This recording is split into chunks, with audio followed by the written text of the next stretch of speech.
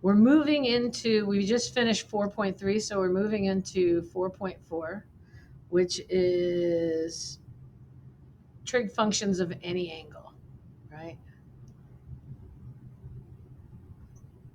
Before we were dealing with just right angles, and now we're talking about any angle. When we're dealing with trig functions of any angle, by definition, what we are saying is if we have a theta, so if we let theta be an angle in standard position, right? What does that mean? Be an angle in standard position. Standard position. Right? That means if I have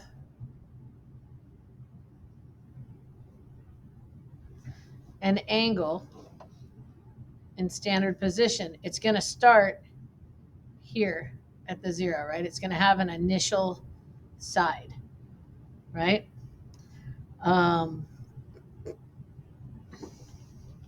So that's the standard position, right? Is that initial starting point. With an XY point on the terminal side.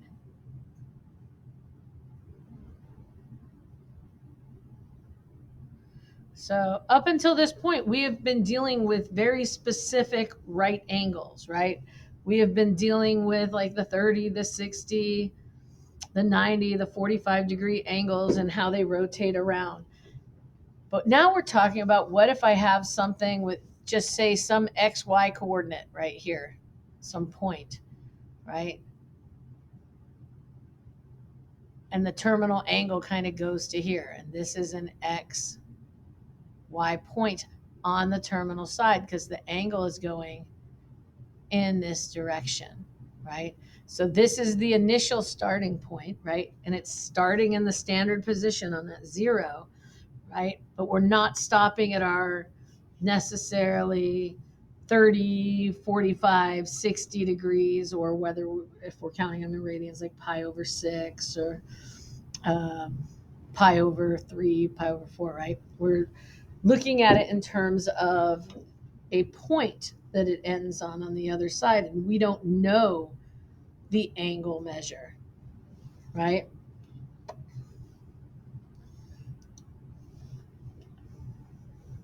So it's on the terminal side of theta. And what we do know is that r, the radius, equals x squared plus y squared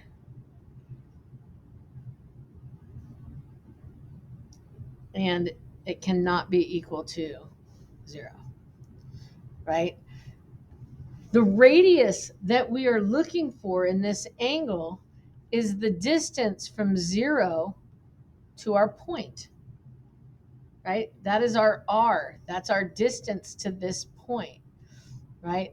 And so what's going to happen more often than not is we're going to be given these xy coordinates, and we are going to be asked to find sine, cosine, tangent, cosecant, right? All of the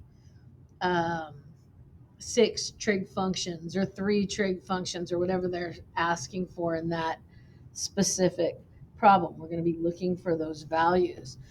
What we do know, remember, we knew that like sine was equal to y and cosine was equal to x and tangent was equal to y over x. Remember we had that little chart?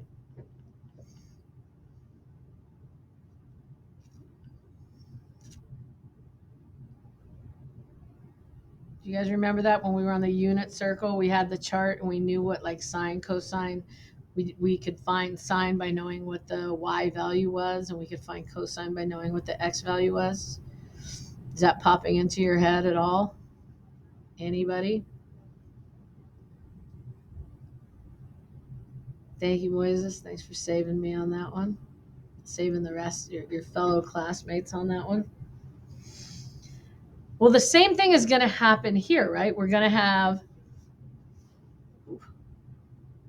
everything get bigger. What we're going to know is that sine is going to be equal to y over the radius, right? Before it was just y, but now it's y over the radius.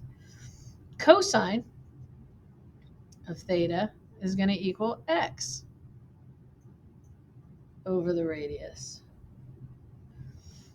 Tangent of theta is still just going to be y over x. The difference is we need to acknowledge that x cannot be equal to 0, right? Because we can't divide by 0. When we look at the other three trig functions, they're still the inverses. So if I have cosecant of theta, where before it was 1 over sine, it's still that inverse, right? It's 1 over sine, which for us will just flip. So here I have y over r. This just becomes r over y. Secant, again, is the inverse of cosine. So if I have x over r, it's going to be r over x. And cotangent of theta is the inverse of tangent. So if I have y over x, it's going to be x over y. And in this case, y cannot be equal to 0. Now, technically, well, in all of these, like y can't be equal to 0 here, right? X can't be equal to 0 here. With the r's in the denominator, we don't have to worry about it because r can't be 0 here. It's already in the definition, right? When I take the square root of something, I'm not going to be getting 0. I don't have a radius of 0 because that would mean there's no length on this at all. Does that make some sense? I can't have a distance of 0. So we don't have to worry about that in terms of our r. So how does this work when we're trying to solve? Looky there. You guys don't have to do any of this.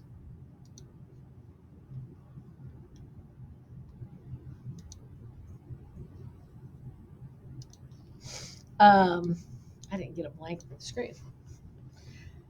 So when we're going to solve these types of problems, all we need to know is what is x, what is y, and what is r. Will we be given all of that information? Probably not, but we'll be given enough to find the missing pieces. So, for example, if I have a problem that says let -3, 4 be a point on the terminal side of theta.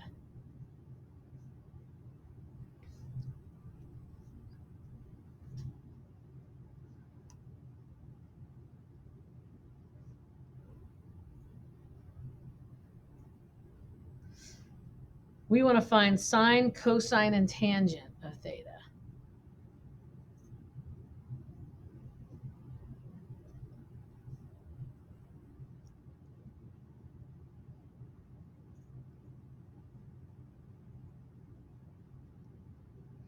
Of theta. What does that mean? It means I have some angle, right? I know that at -3, 4, so I'm going to call this point right here -3, 4, right? And I have a starting side right here. And then I have a terminal side, right? And this angle is kind of going this way, right? This is my theta, right? And pretend that that point actually goes through the line I just drew, right? That's kind of what it looks like. And what we're looking for, we need a radius of r, right? Because we know what our x and y are. We don't know what our r is. So we could say that, well, x equals -3 and y equals 4. We still need to figure out what r is. And the way that we figure that out is with the Pythagorean theorem, right? This r equals x squared over y squared, right? The square root of x squared over y squared. So if I go r equals the square root of x squared, well, that's going to be -3 squared plus 4 squared, which is the square root of 9 plus 16, which is the square root of 25, which just equals 5. So we know that our r is 5. X is -3, y is 4, r is 5. And so when I want to find sine, cosine, and tangent of theta, I now have every piece of information that I need. The first piece of information I need in finding sine of theta is to know that sine of theta is just y over r, right? So in this case, we're going to have 4/5. Cosine of theta is equal to x over r, right? So we're looking at -3 over 5. Last but not least, tangent of theta is equal to sine over cosine, so y over x, which is 4 over -3. But the whole thing just becomes -4/3. Does that make some sense to you? We're going to look at another one that's a little bit more difficult, but I want to know if that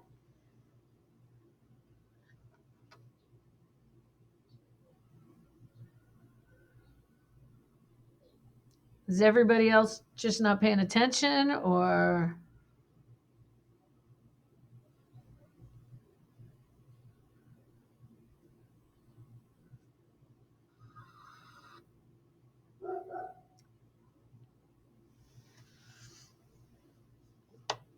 Sorry. it's all right.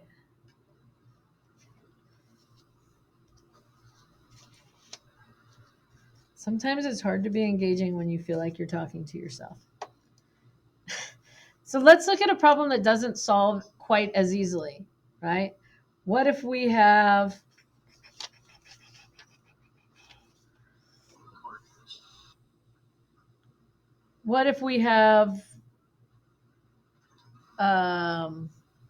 let -2, 3 be our xy, be our point.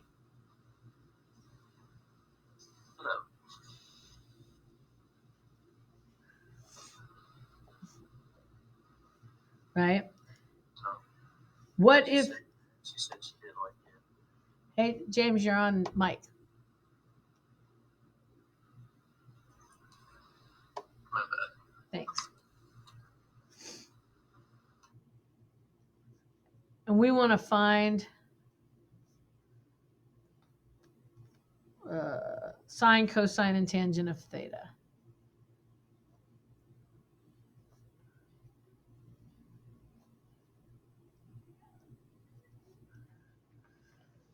What we want to do is we're still going to follow that same procedure, but what happens, I have my x, right? My x is -2. I have my y, which is 3. And then I have my r that I still have to find, right? So I'm going to go r equals -2 squared plus 3 squared. And I'm going to get the square root of 4 plus 9, which is the square root of 13. Well, I can't break that down. So r just equals the square root of 13, which means that when I go to find sine of theta,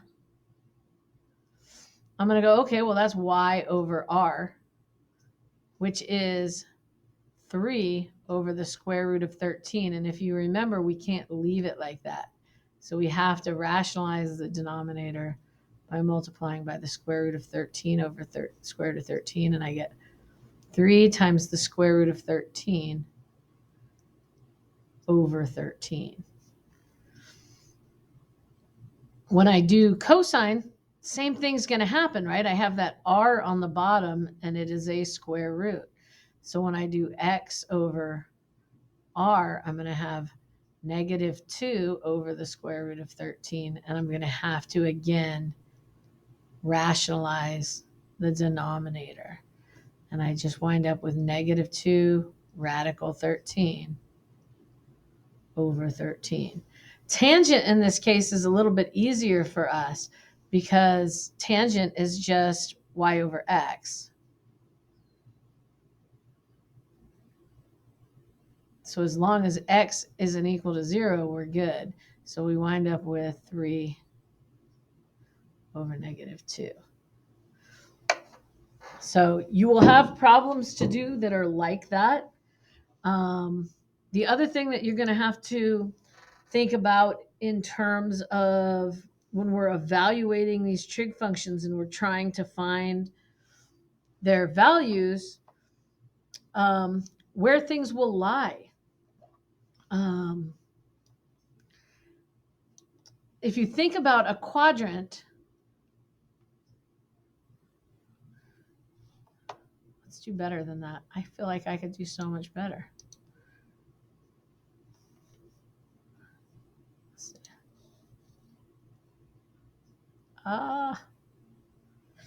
Maybe I can't. Maybe that's as good as I get.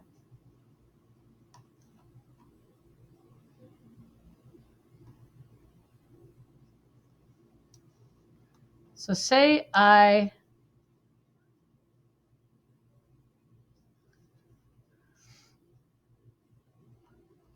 have this quadrant, right? Like I'm making a graph.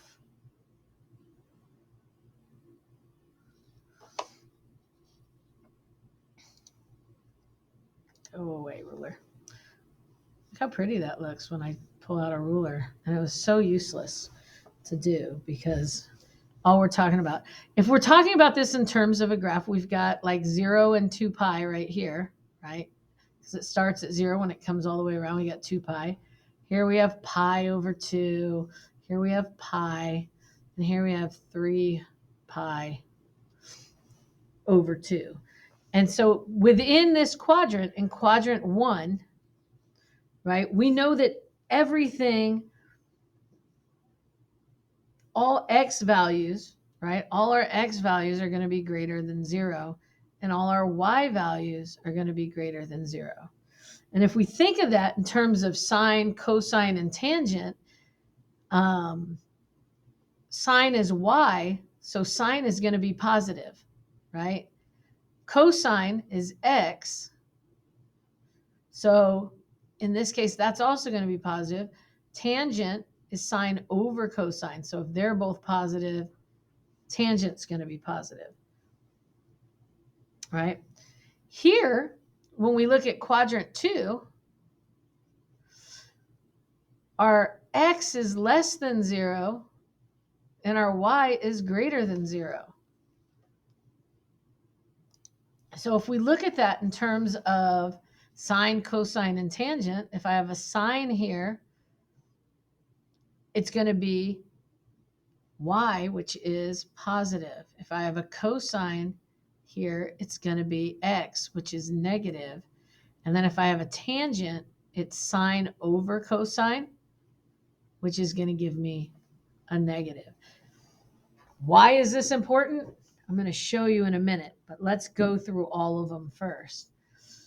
Here in quadrant 3, if I have an x or a y, either one is going to be less than 0, right? X and y, both less than 0. Everything's negative in quadrant 3, except for if I have sine, that's y, which is negative. And if I have cosine, that's x, which is also negative. But if you think about tangent, Tangent is sine over cosine, which means that a negative over a negative would come out positive. And last but not least, over here I have a positive x and a negative y. So my x's are greater than 0 and my y's are less than 0. So over here in quadrant 4, when I have sine, well, sine is y, which is negative. Cosine is x, which is positive. And then tangent is sine over cosine, which means that I would have a negative. Why is this important? Because position is going to matter to us in where we put the signs and how we solve some of these problems, right? So if I am given, for example, given tangent of theta equals negative 5/4, right? And that cosine of theta is greater than 0. We want to find sine of theta and secant of theta.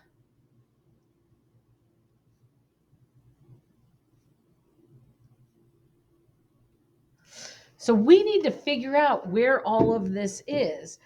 If we look at tangent, we know that tangent is sine over cosine, right? It's x over y. Tangent equals, sorry, it's y over x, sine over cosine, right? So we can say that y is equal to 5 and x is equal to 4. We don't know which one of them gets the negative, but we kind of do, right? Because we know that cosine is greater than 0, right?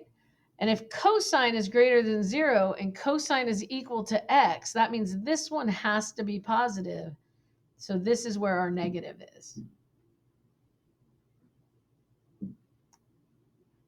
Did you kind of follow that?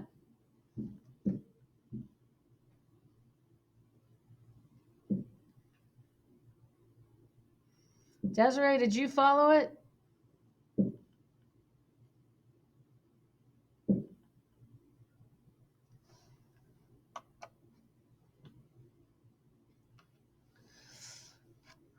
Yes, I absolutely can repeat it. Thank you. So we're trying to figure out where things terminate, right? We know that tangent equals y over x, right? It equaled y over x even before we did this, but now that we're doing this, it still equals y over x. And we know that tangent is equal to negative 5/4, right? So one of these, this would have to be y, and this would have 5 would have to be y, 4 would have to be x. To determine where the negative goes, we can use this information right here that says cosine of theta is greater than 0. And because we know that cosine of theta is equal to x, the x has to be positive. So it's the y that's negative.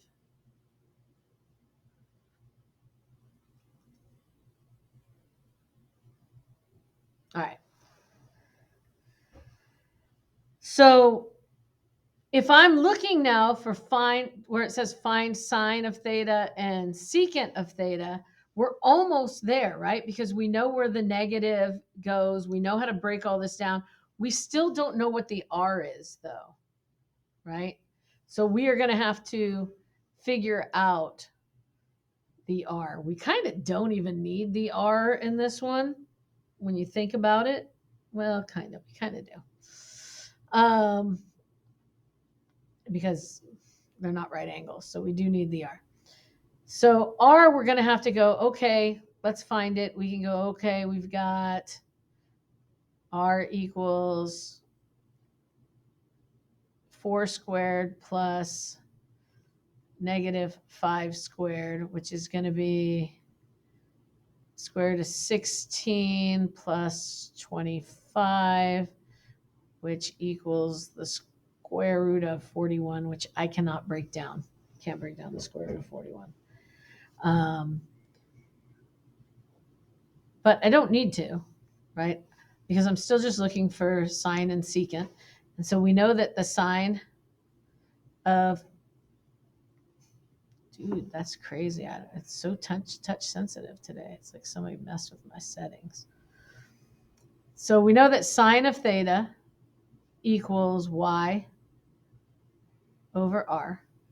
And we know that y is negative 5 and r is radical 41. And so we're going to have to rationalize 41, and we just get negative 5 radical 41 over 41. If you want something more exact, you can plug it into a calculator and you would get approximately negative 0.7809. For the secant of theta, is that what we're looking for? Secant of theta. Well, that is going to be r over x, right? Because it's the inverse of cosine. So we're going to be looking at r over x. And if you don't remember, you can always just go back and look at the little chart we have. And we know that r is the square root of 41. And we know that x is 4. And if we wanted to plug that into a calculator, we would get approximately 1.6008. Either way you plug it in, you should get a correct answer when it changes over to when you're doing it in WebAssign. So do I want to do another one of those? Gosh, I kind of don't. Let's just look at one so you can kind of spot where to find it. We don't even necessarily have to go through the whole solving process. But say we're given that sine of theta equals 4/5, and that tangent of theta is less than 0. And we want to find cosine of theta and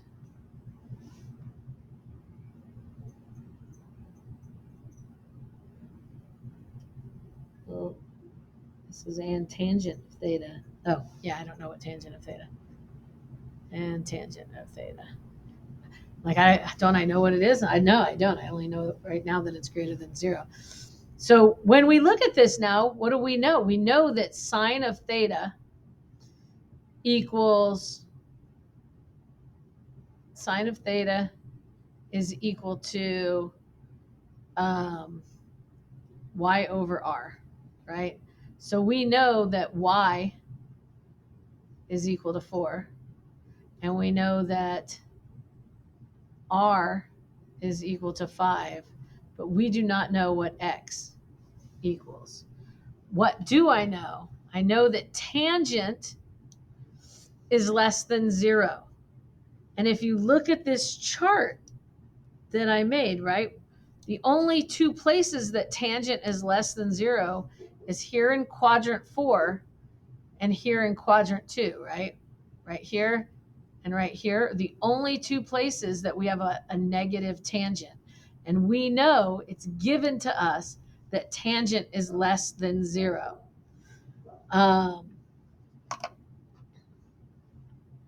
And it is saying that that sine is equal to 4/5, right? Which means that something has to be negative, right? Because our tangent is negative, right? It's saying that tangent is less than 0. And we already know that our sine, right, is positive, which means our y is what has to be, our x is what has to be negative. We know that our y is positive. How do we know? Because sine of theta is positive, right? It's 4/5. So we know that whatever we get for x, that's going to have to be our negative. Does that make a little bit of sense to you? So what do we know? We know that we have this 4 and we have this 5, right? I know that 5 is going to be equal to this x squared plus 4 squared, right? Because that's kind of how it works. We could even look at it in terms of, we don't even have to look at it as the square root. We could go, we've got, remember, a squared plus b squared equals c squared. R is c squared. So I can go, I have 4 squared plus x squared equals c squared. For us, that's going to be 25, right? So that's 16 plus x squared equals 25. When we subtract that out, we get x squared equals 9. When I take the square root, I wind up with x equals 3. But we know it's going to be -3. How do I know it's going to be -3? I need a negative to make that tangent negative, and we already know that sine is positive because it's given to us. There is no negative here, which means that the x value has to be negative. So when we go to find cosine of theta is going to be equal to x over r. And now we know that that is going to be -3 over 5. When we want to find tangent of theta, well, we know that that is y over x. And so we are going to wind up with 4 over -3. So that's as far as I'm taking it today. I was going to get into like quadrantals and stuff like that, but this took kind of a long time, and I didn't want to jump too far into something after all that time off. So does anyone have any questions pertaining to any of this?